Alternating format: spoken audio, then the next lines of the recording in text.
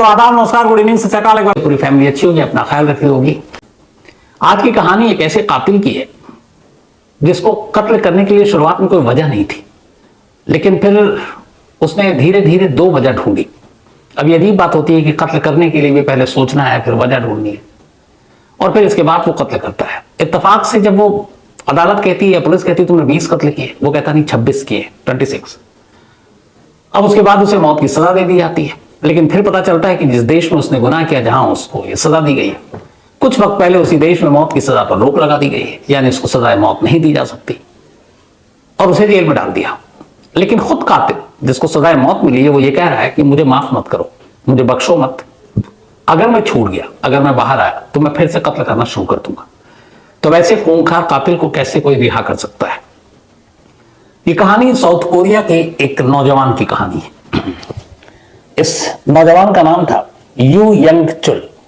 You समझ लीजिए, you Seoul के करीब एक जो गांव का इलाका होता है, ग्रामीण इलाका, वहां पैदा हुआ, बेहद गरीब परिवार में। बचपन से उसने देखा कि उसके आसपास की बस्तियों में जहां वो रहता है, अमीरी और गरीबी के बीच में कुछ फर्क है। अमीरों के साथ अलग तरह का बर्ताव किया जाता है, गरीबों के साथ अलग किया जाता है। अब वो धीरे धीरे ये चीजें उसके मन में, और वो बड़ा होता जा रहा है। बड़ा होते होते उसने देखा कि अमीर लोग अच्छे नहीं होते। अब ये पता नहीं उसके अंदर ये धारणा कहां से बनी, लेकिन उसको लगा बहुत सारी ऐसी चीजें थी जो शायद उसे भी मिलना चाहिए लेकिन नहीं मिला। अमीरों के पास सब कुछ है, तो अमीरों से धीरे धीरे उसके मन में नफरत पनपने लगी। वो बड़ा हुआ, फिर एक लड़की से उसकी शादी हुई, जिससे उसने शादी की। वो एक मसाज पार्लर में काम किया करती थी।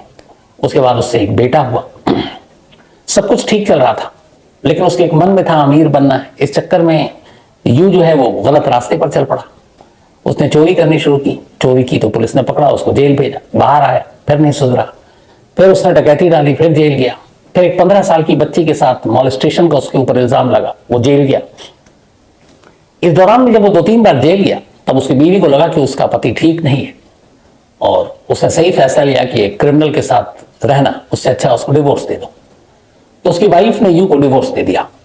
अब जैसे ही डिवोर्स दिया, यू के मन में कुछ और चीजें अब आ गई। उसे अब अमीरों के साथ साथ औरतों से भी नफरत होने लगी, सिर्फ बीवी के तलाक देने की वजह से। और वो नफरत इस कदर थी कि उसे लगा कि अब अमीरों को और ऐसी औरतों को जिंदा रहने का हक नहीं है। अब वो जेल में था। कुकू एफएम ऐप के ऑडियो बुक में एक serial killer Indian auto Shankar, south का ये वो सीरियल किलर जिसकी एक जमाने में दहशत हुआ करती थी, और मतलब लोग रात के अंधेरे में निकलने से डरते थे। और 80 के दशक में ये वो नाम था जो पूरे साउथ में ज्यादातर लोग जानते थे, ऑटो शंकर, एक सीरियल किलर जिसे बाद में फांसी दी गई। डिटेल में ये पूरी कहानी कुकू एफएम ऐप पर है, तो आप वहां जरूर सुने। 2003 सितंबर का महीना था, 24 सितंबर, और वो जेल से रिहा होता है, जेल से बाहर आता है। बाहर आने से पहले उसने अंदर जेल के अंदर ठान लिया था कि वो बाहर आकर अमीरों से बदला लेगा, ऐसी औरतों से बदला लेगा। लेकिन शुरुआत में उसके निशाने पर थे कि अमीरों से नफरत है। जेल से रिहाई के सिर्फ 14 दिन बाद यू ने सियोल के एक बहुत ही सीनियर जाने माने प्रोफेसर जो यूनिवर्सिटी में पढ़ाते थे, उनकी एज करीब 72 ईयर्स थी और उनकी वाइफ 66 ईयर्स। 2 मंजिला मकान में वो रहते थे, अच्छे खासे अमीर थे। वो उनके घर में घुसता है और उन दोनों को हथौड़े से मार डालता है, सिर्फ जेल से छूटने के 14 दिन के बाद। मारने के बाद वो बहुत बुरी तरह से मारता है। फिर इसके बाद वो वहां से निकल पड़ता है। फिर कुछ वक्त बीतता है। कुछ वक्त के बाद फिर वो ऐसी एक और बुजुर्ग को ढूंढता है और उसके घर में घुसकर हथौड़े से उस पर वार करता है और उसे मार डालता है। अब पुलिस को लाश मिली पहली प्रोफेसर की, फिर दूसरी मिली, तीसरी मिली, कोई क्लू नहीं मिल रहा है। इस दौरान में वो जब मौका मिले उसको, वो लोगों को इसी तरह से हथौड़े से मारना शुरू कर देता। लाश जिस हालत में मिलती उसको पुलिस भी देखकर हैरान रह जाती, कितनी बेदर्दी से कोई किसी के कैसे मार रहा। उसके सर पर हथौड़ा मारकर उसे लगभग कुचल डालता था। तो इस तरीके से धीरे धीरे अब तक 8-9 कत्ल हो चुके सियोल के आसपास, और सभी अमीरों के। अब पुलिस भी घबराई, प्रेशर भी था। पुलिस ने तफ्तीश शुरू की, कोई क्लू मिल नहीं रहा। एक जगह एक क्राइम सीन पर एक सीसीटीवी फुटेज में एक शख्स दिखाई देता है। पुलिस को लगा कामयाबी मिलेगी, लेकिन उसका चेहरा, उसकी बाकी चीजें कहीं भी उसको एस्टैब्लिश नहीं कर रही थी कि ये कौन है। तो वो सीसीटीवी फुटेज भी बेकार चला गया। इधर कत्ल होता रहा 9 के बाद 10वां।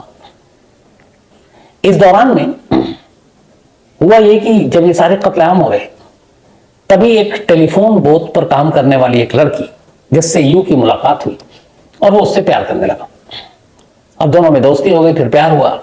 वो लड़की भी यू को प्यार करने लगी, दोनों वक्त बिताने लगे। लेकिन अभी यू के मन में था कि अमीरों से तो वो बदला लेता रहेगा, और इस दौरान में छुप के उसने कुछ बुजुर्ग अमीरों को जो अकेले रहते या बुजुर्ग 2 ही लोग घर में होते, उनको जाकर हैमर से, हथौड़े से मारता और भाग लेता। अब इधर एक तरफ कत्ल कर रहा है और एक तरफ उसका इश्क चल रहा है, दोनों चीजें बराबर बराबर। फिर कुछ वक्त बीतता है, अचानक यू की उस गर्लफ्रेंड को यू के पास्ट के बारे में पता चल जाता है कि ये जेल में था चोरी के सिलसिले में, फिर डकैती के सिलसिले में, फिर एक 15 ईयर्स ओल्ड लड़की की मॉलेस्टेशन के सिलसिले में। तो उसे लगता है ये तो क्रिमिनल बैकग्राउंड का, वो डर जाती है और यू से अपना नाता तोड़ लेती है। अब जैसे ही ये बात यू को पता चली, उसने मिलने जुलने से मना किया, उसने बताया कि तुम्हारा पास्ट ये है, तो यू को बहुत गुस्सा है। अब ये जो इसकी गर्लफ्रेंड थी, एक टेलीफोन बूथ में काम करती थी, लेकिन वहां जिस एरिया में ये काम करती थी उसमें बहुत सारी ऐसी लड़कियां थी जो टेलीफोन बूथ में काम तो करती थी और साथ में प्रोस्टिट्यूशन का धंधा भी करती थी, जिसमें फरोशी का। अब जब ये रिश्ता टूटा उसकी अपनी गर्लफ्रेंड से, तो उसे बहुत तेज गुस्सा आया और उसे लगा कि ये भी टेलीफोन बूथ की आड़ में जिसमें फरोशी का धंधा करती है। अब उसने कहा कि अमीरों को छोड़ो, जो इतनी सारी जो सेक्स वर्कर है ये इनसे अब बदला लेते हैं। और उसकी एक वजह जो दूसरी सोच आई, ये जो गर्लफ्रेंड थी इसकी एक टेलीफोन बूथ में, और उसको ये डाउट था कि एक सेक्स वर्कर है। इससे पहले जिससे उसने शादी की, जो उसकी वाइफ थी, वो एक मसाज पार्लर में काम किया करती थी।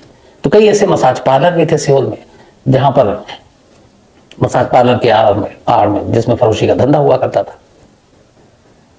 तो पहले बीवी, और उसने छोड़ दिया, डिवोर्स दे दिया। अब गर्लफ्रेंड, उसने पास उसका पता चला, छोड़ दिया। लेकिन दोनों लगभग एक ही पेशे में, एक मसाज पार्लर, एक टेलीफोन बूथ, उसके दिमाग में घुस गया। उसने कहा कि अब सेक्स वर्कर को निशाना बनाएंगे। सबसे पहले अपनी उसी गर्लफ्रेंड का इसने कत्ल किया। उसे एक दिन घर बुलाया, बोला ठीक है हम ब्रेकअप करते हैं, और हैमर से उसको मारा। उसके लाश के टुकड़े किए, सर बाथरूम में रखा, बाकी चीजें उसने ले जाकर दूर कहीं फेंकाया। फिर उसके दिमाग में आया कि उसको अपनी बीवी का कत्ल करना है।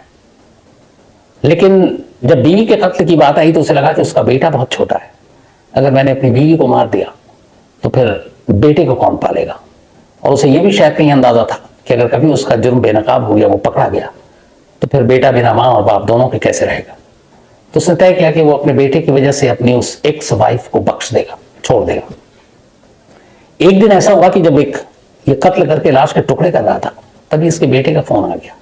उससे 1-2 दिन पहले इसको कोल्ड था, तबीयत ठीक नहीं थी।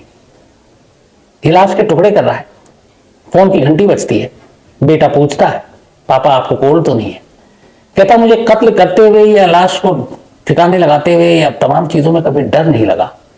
जब मैं कत्ल करने के बाद लाश के टुकड़े कर रहा था, और ठीक उसी वक्त जब मेरे बेटे का फोन आया और मैं उस वक्त बात कर रहा था, मुझे सबसे ज्यादा डर उस वक्त लगा था कि कहीं मेरे बेटे को ये बात पता ना चल जाए। तो खैर उसने अपनी एक्स वाइफ को बख्श दिया। अब अपने इसने गर्लफ्रेंड को मार डाला। गर्लफ्रेंड को मारने के बाद अब इसने कहा कि इसे मालूम है सेक्स वर्कर को आप आराम से घर में बुला सकते हैं। अब इसने यह नया तरीका ढूंढा। अभी इधर पुलिस सियोल के तमाम रईसों का जो एक के बाद एक कत्ल हो रहा है, उसकी पहेली को सुलझा नहीं पा रही है कि कौन है कातिल। अब इधर अचानक सेक्स वर्कर का कत्ल शुरू हो गया। अब दोनों अलग चीजें थी, एक अमीरों को निशाना बनाना, एक सेक्स वर्कर को निशाना बनाना। इसका काम था कि ऐसी लड़कियों को वो अपना फिक्स करता और घर ले जाता। घर ले जाने के बाद हथौड़ा उसके सर पे मारता, उसके लाश के टुकड़े करता, कम से कम 16 से 17, और फिर उन टुकड़ों को समेटता, सहेजता और ले जाकर कहीं दूर किसी पहाड़ी पे, नाले में, नदी में फेंका था। सर को उसने बाथरूम में रखा था, पता नहीं क्यों। अब इसी तरह से एक एक करके वो जितनी भी सेक्स वर्कर थी उनको घर बुलाता, उनका कत्ल करता। अब वो गायब होने लगी। इधर क्या हुआ कि अमीरों का कत्लेआम एक के बाद एक, 9-10 से ज्यादा। इधर अब मिसिंग रिपोर्ट आ रही है कि इस जगह से जो सेक्स वर्कर है वो अपने घर नहीं लौटी, उनके पेरेंट्स, उनके ओनर वो पुलिस में जा रहे हैं। अब पुलिस को समझ में नहीं आ रहा, लेकिन उनका ये दिमाग कहीं चला नहीं कि ये दोनों केस एक हो सकता है। पुलिस की थ्योरी ये थी कि जो अमीरों का कातिल है वो कोई सरफरा है, अलग है। सेक्स वर्कर जो गायब आ रही है इसके पीछे कोई और है। लेकिन अब एक के बाद एक प्रेशर, कम से कम 10-12 सेक्स वर्कर गायब। और ये सब कुछ 2003 से 2004, सितंबर 2003 से ये शुरू हुआ और जुलाई 2004, मतलब लगभग 10 महीने के अंदर 10-12 कत्ल अमीरों के और 10-8 सेक्स वर्कर मिसिंग। पुलिस को दोनों ही मामलों में कोई कड़ियां जुड़ती हुई दिखाई नहीं दी। अपने अपने तरीके से पुलिस जांच कर रही है। इसी दौरान में एक रोज होता यह है कि जो मिसिंग सेक्स वर्कर थी, जो गायब थी, जिस जगह वो काम करती थी उसके उस ओनर के पास उसी नंबर से कॉल आता है। अब जब कॉल आता है तो उसको मालूम था ये उसकी वर्कर का नंबर है, और चूंकि मिसिंग थी तो उसके सारे फोन डिटेल ये सब कुछ उसे मालूम था, उसने पुलिस को भी दिया। अब वो जो एक सेक्स वर्कर जिसको गायब हुए कई महीने हो गए हैं, उसका मोबाइल पहली बार जागा और उसने उसी जगह पर फोन किया। फोन मालिक ने उठाया, नंबर पहचान गया। उसने एक लड़की की डिमांड की थी कि इस जगह पे भेजना है। अब इसे ये था कि इधर लड़के की आवाज है फोन पर और वो उसे मालूम था कि जिसका फोन है वो तो गायब है। उसे कुछ डाउट हुआ, उसने फौरन पुलिस को इत्तला दी कि जो सेक्स वर्कर मिसिंग है उनमें से एक ये है जिसका मोबाइल फोन आज एक्टिव था और एक शख्स ने फोन किया और उसने कहा है कि मुझे एक लड़की चाहिए, और टाइम दिया। उसने अपने घर नहीं बुलाया था। उसने कहा कि मैं उस जगह पे आऊंगा जहां पे ये काम करती थी, मसाज पार्लर के आड़ में। पुलिस को लगा कि ये क्या है, फिर भी खैर अब पुलिस ने कहा कि चलो उस जगह पे उस वक्त चलेंगे। इत्तेफाक से ये शख्स उससे पहले ही पहुंच गया उस जगह पर। अब वो जिस ओनर ने फोन उठाया था वो अपने लड़कों को लेकर उस जगह पहुंच गया, क्योंकि वो देखना चाहता था कि ये फोन कौन यूज कर रहा है, और जो फोन यूज कर रहा है उसका कहीं ना कहीं मिसिंग लड़कियों के साथ कोई कनेक्शन है, रिश्ता है। तो वो लोग पहुंचे, पुलिस तब तक आई नहीं। कॉल किया, देखा ये वही शख्स है, फोन इसी के पास है वो नंबर। उन्होंने उसको दबोच लिया। दबोचने के बाद अब उससे पिटाई विटाई की। तब तक पुलिस आ गई। पुलिस ने उसको पकड़ा फिर ऑफिशियली, फिर उससे पूछताछ की। फिर उसने बताया कि उसका नाम यू यूंग चुल है और उसने करीब 26 लोगों का कत्ल किया। फिर उसने जो पूरी कहानी बताई वो ये थी, शुरुआत में थोड़ी बताई थी आपको, कि बचपन से उसे अमीरों से नफरत थी। उसने ये कहा कि अमीरों को ये सोचना चाहिए कि वो क्या करते हैं। और जब फिर बड़ा हुआ, शादी हुई, तो उसकी बीवी ने उसे डिवोर्स दिया। वो एक मसाज पार्लर में काम करती थी। उसकी गर्लफ्रेंड ने उसे धोखा दिया, वो एक टेलीफोन बूथ पे काम करती थी। तो मुझे फिर ऐसे लोगों से, सेक्स वर्कर से भी नफरत हो गई, और उस नफरत की जड़ में उसकी बीवी और उसकी गर्लफ्रेंड थी। उस चक्कर में उसने कहा कि बाकी लोगों से बदला लिया जाए। तो कैसे ले? जब ये सितंबर 2003 में जेल से बाहर आया, ये मन बना चुका था कि अब वो कत्ल करेगा। और जब पहला प्रोफेसर का कत्ल किया था, जेल से आने के अगले 14 दिनों तक, जेल से रिहाई के 14 दिन बाद इसने कत्ल किया था पहला। इसने कत्ल की ट्रेनिंग ली। कैसे? इसने सबसे पहले एक हथौड़ा खरीदा, हैमर, और इसके बाद उसने उस हथौड़े से कुत्तों को मारना शुरू किया। सुनसान जगह पर जाता, कोई कुत्ता मिलता, उससे एक हथौड़े से उसके सर पे एक जोर का वार करता। फिर इस तरह से उसने कई कुत्तों की जान ले ली। उसे लगा कि एक बार हथौड़े का काफी कारगर है, अब ठीक है।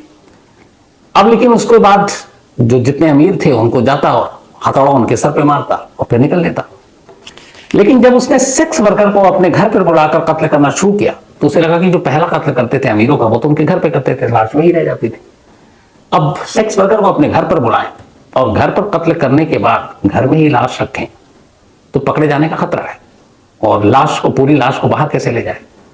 तब उसने जिस तरीके से पहले कत्ल की ट्रेनिंग कुत्तों को मारने से ली, उसने कहा कि जो भी सेक्स वर्कर को वो घर बुलाएगा, उनको मारेगा तो हथौड़े से ही, लेकिन उनके लाश के टुकड़े करेगा और उन छोटे छोटे टुकड़ों को अलग अलग जगहों पर जाकर फेंकेगा, जैसे सेम श्रद्धा या आफ्ताब केस में आपने सुना। लेकिन अब उसके सामने दिक्कत यह थी कि वो टुकड़े कैसे करे, उसे तजुर्बा नहीं था इंसानी लाशों को। इस कदर सनकी था वो कि वो फिर एक दिन पहुंच गया एक डॉक्टर के पास, और उसने कुछ बीमारी का बहाना बनाया और कहने लगा कि मुझे फुल बॉडी एक्सरे करानी। उसने अपने पूरे जिस्म का एक्सरे कराया और वो एक्सरे की रिपोर्ट घर लेकर आया। उस एक्सरे के थ्रू उसने देखना शुरू किया कि इंसान के बॉडी पार्ट्स कहां पे क्या है, कहां हड्डियां है, कहां जोड़ है, कहां ज्वाइंट है, कहां ये है। और अपनी ही बॉडी के एक्सरे कराने के बाद उसने इंसानी लाश के टुकड़े करने का तरीका सीखा। इसके बाद वो एक कर सेक्स वर्कर को घर बुलाता और एवरेज जो उसने 16 से 17 एक लाश के टुकड़े किए और उन्हें फेंकता, लेकिन सर घर पर रखता। फिर इसके बाद कुछ दिन होता, फिर वो सर को भी ले जाकर ठिकाने लगा देता। अब जब इसने ये सारी कहानी सुनाई, तभी तक ये था कि पुलिस के भी रोंगटे खड़े थे कि सेक्स वर्कर गायब हैं, शायद कहीं मिल जाए, लेकिन वो मिल नहीं रही। तो फिर पूछा कि भाई तुमने लाशों को कहां ठिकाने लगाया? अब उसके बाद उसने बताना शुरू किया। अब जब बताना शुरू किया और पुलिस उसके साथ लाश को ढूंढने जाती, जैसे आफ्ताब पूनावाला लेकर जाता था महरौली के जंगलों में, तो उस वक्त बारिश हो रही थी जब इसको पुलिस लेकर जाती थी सियोल के इर्द गिर्द आउटर उस इलाके में जहां इसने लाश ठिकाने लगाए। तो ये हमेशा एक रेनकोट पहना करता था और रेनकोट बारिश से बचने के लिए वो पहन कर जाया करता। तो मीडिया की टीम भी इसके पीछे पीछे होती थी। तो वहां इसकी कई तस्वीरें छपी। फिर इसकी निशानदेही पे वो तमाम लाश के जो टुकड़े थे, पूरे तो नहीं लेकिन फिर भी मिले। पुलिस ने अपनी तरफ से 20 केस इसके खिलाफ बनाए थे मर्डर के, लेकिन इसने कहा मैंने 26 टोटल कत्ल किए। और इसी रेनकोट जाकर बॉडी को ढूंढने में जो पुलिस की मदद करता था, तो साउथ कोरिया की मीडिया ने इसका नाम रेनकोट किलर दिया, क्योंकि उस वक्त रेनकोट पहनकर जाता था। अब इसके बाद गिरफ्तारी के बाद जब इसके खुलासे हुए कि 26 कत्ल की बात मान रहा है, लोगों में वहां बड़ा गुस्सा, अदालत में लोग इसे देखने आते और ये जज के ऊपर भी अटैक कर देता। इसका ये था कि मुझे बख्शो मत, और यहां तक कि इसने कहा कि मुझे मालूम है कि साउथ कोरिया में फिलहाल डेथ पेनल्टी पे रोक है, सजाए मौत नहीं दी जा सकती, पर बोला कि इस पर रोक मत लगाओ, डेथ पेनल्टी होनी चाहिए, सजाए मौत होनी चाहिए, और मेरा जिंदा रहना इस सोसाइटी के लिए सेफ नहीं है। एक कातिल जिसने अपने मुंह से कबूला कि उसने 26 कत्ल किए हैं, हालांकि पुलिस 20 के ही सबूत जुटा पाई, वो अदालत में कह रहा है कि अगर मुझे खुला छोड़ते हो, मुझे रिहा करते हो और मुझे मौत की सजा नहीं देते हो, तो मेरा जिंदा रहना इस पूरे साउथ कोरिया और यहाँ के रहने वाले लोगों, उनकी बस्तियों, उनके समाज के लिए खतरनाक है, सेफ नहीं है, इसलिए मुझे मौत दो। एक कातिल मौत मांग रहा है, लेकिन बदकिस्मती से उस देश का कानून कुछ दिन पहले ही मौत की सजा पर रोक लगा देता है और वहां मैक्सिमम पनिशमेंट जो है वो डेथ पेनल्टी है। तो डेथ पेनल्टी से ज्यादा कुछ दे नहीं सकते थे और यही हुआ, उसको डेथ पेनल्टी मिली नहीं। हालांकि उस कानून में बदलाव हो सकता है, नहीं हो सकता है, ये मामला अभी भी चल रहा है। और 13 दिसंबर 2004 में जब उसको कन्विक्शन हुआ था वो, लेकिन अभी भी साउथ कोरिया में डेथ पेनल्टी नहीं है, तो वो जेल के अंदर ही है। तो अजीब कातिल था ये, जो बॉडी के पार्ट्स के टुकड़े करने के लिए पहले अपने ही जिस्म का एक्सरे कराता है, मर्डर की ट्रेनिंग या रिहर्सल के लिए पहले कुत्तों को मारता है, और फिर आखिर में जब पकड़ा जाता है तो खुद कहता है कि इस कानून को बदलो और डेथ पेनल्टी को वापस लाओ और उसको बहाल करो और मुझे मौत की सजा दो, क्योंकि मैं जिंदा रहा तो मैं खतरनाक हो जाऊंगा, और मैं जिंदा रहा और मैं छोड़ गया तो मैं फिर वही सब करूंगा जो मैंने आज़ाद या रिहाई के दौरान किया था। फिलहाल वो जेल में है और अपनी सजा काट रहा है। तो बहुत सारे ऐसे लोग होते हैं, ऐसे सिर्फ है। तो कहानी कहते हैं कि दूसरा मैंने